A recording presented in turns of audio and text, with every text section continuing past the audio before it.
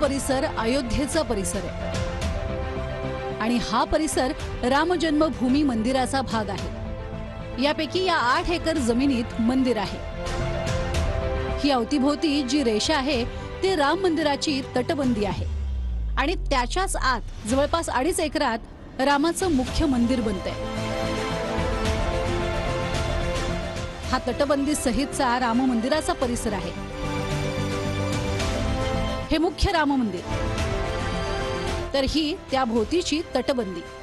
या तटबंदीला राम मंदिराचा परिक्रमा पथ असंही म्हटलं जातं। या तटबंदीत इतर काही मंदिरं देखील आहेत, ज्यात गणेश, सूर्य, शिव, भगवती, हनुमान आणि अन्नपूर्णेचं मंदिर याच तटबंदीत आहे। आता मुख्य मंदिर कसं आहे ते पाहूयात। भव्य दिव्य राम मंदिर असं दिसणार आहे। मंदिराचा हा परिसर 380 फूट लांब, 250 फूट रुंद आणि 161 फूट उंच असेल।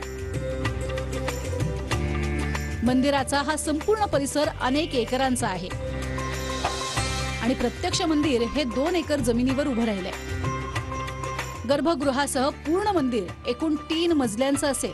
यात प्रत्येक मजल्याची उंची 20 फूट इतकी आहे। या मुख्य शिखराच्या खालीच मंदिराचा गाभारा असणार आहे। पहिल्या टप्प्यात बालरूपातल्या रामाची मूर्ती असेल आणि दुसऱ्या टप्प्यात राम दरबार असणार आहे। मुख्य शिखराबरोबरच इतर 5 छोटे शिखर किंवा घुमट असतील।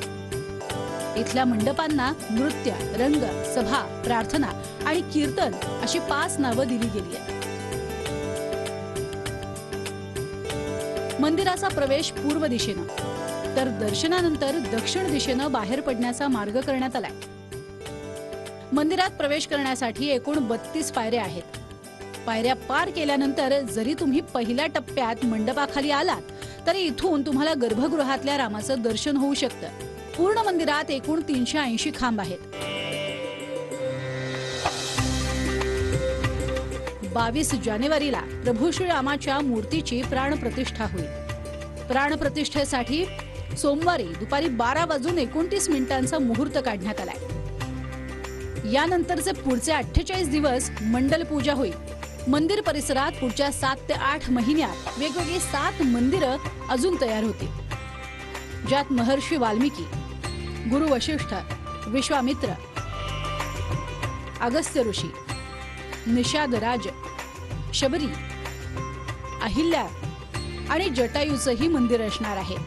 Bureau report, TV9 Marathi.